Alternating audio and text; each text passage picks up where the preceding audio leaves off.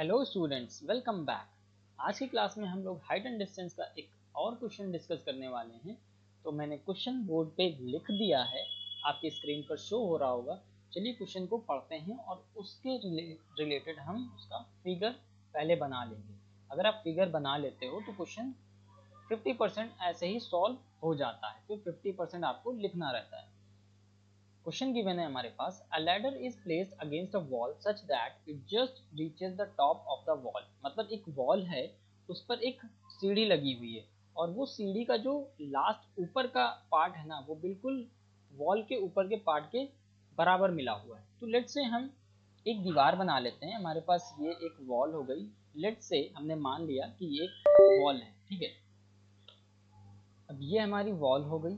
अब इस वॉल के अगेंस्ट में एक हमारे पास लैडर है, ठीक है। तो लेट से ये हमारा ग्राउंड है, तो इस ग्राउंड से ही हमारे पास एक लैडर होगी जो कि इसके टॉप को रीच कर रही है। अब उन्होंने बोला the foot of the ladder is 1.5 metre away from the wall. Wall से 1.5 मीटर, तो हम ये एज्यूम कर लेते हैं कि ये डिस्टेंस हमारी है 1.5 metre. Is inclined at the angle of 60 degree with the ground, ठीक है। ग्राउंड से 60 डिग्री का एंगल बना रही है हमारी लैडर। अब कह रहे हैं find the height of the wall. ये वॉल है हमारी, इसकी हाइट हमें फाइंड आउट करनी है। तो इसको लेट से हम नेमिंग कर देते हैं ए बी एंड सी। तो हमारे पास बेस हमें पता है, हाइट मतलब परपेंडिकुलर हमें नहीं पता है। चलिए इस क्वेश्चन को सॉल्व करते हैं और देखते हैं कितनी हाइट आती है हमारे वॉल की, ठीक है। तो जो गिवन है हमारे पास वो लिख लेते हैं। ए बी हमारे पास गिवन है, कितना है 1.5 मीटर। आप चाहो तो पूरा लिख सकते हो, distance from foot of the ladder to foot of the wall, but A B इसीलिए नेमिंग कर दी, इजी हो जाए, ठीक है। उसके बाद हमारे पास बी सी हमें निकालना है और हमारे पास एंगल गिवन है। एंगल हमारे पास कितना है 60 डिग्री, ठीक है। तो ये एंगल ऑफ एलिवेशन है क्योंकि ऑब्जर्वर यहाँ पर होगा और ये ऊपर की तरफ देख रहा है। तो आई होप ये चीज आपकी क्लियर होगी। अब क्या करेंगे हम, तो सिंपल है, जब भी हमारे पास परपेंडिकुलर और बेस दे रखा होता है तो हम अपना जो ट्रिग्नोमेट्री वाले रेशियोज हैं, tan cot I mean sine cos tan, उनमें से किसी एक को यूज करते हैं। तो हमें पता है अगर परपेंडिकुलर और बेस दे रखा है तो हम टैन का यूज करते हैं।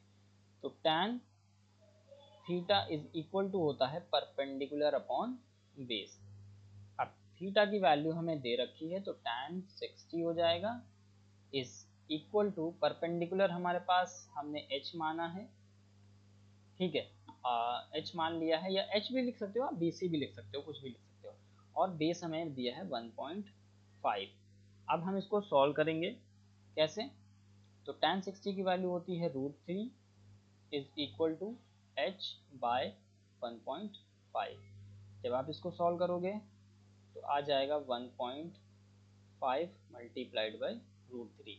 हमें पता है √3 की वैल्यू क्या होती है, ठीक है। √3 इज इक्वल टू होता है 1.732, राइट। तो अब इसकी वैल्यू हम यहाँ पर पुट कर देंगे। h is equal to 1.5 multiplied by 1.732। जब इसको आप मल्टीप्लाई करोगे तो आपका आंसर आ जाएगा 2.598 मीटर। दैट मीन्स क्या हो जाएगा, हेंस हम हमसे जो पूछा है ना, हम लास्ट में लिख देंगे find the height of the wall.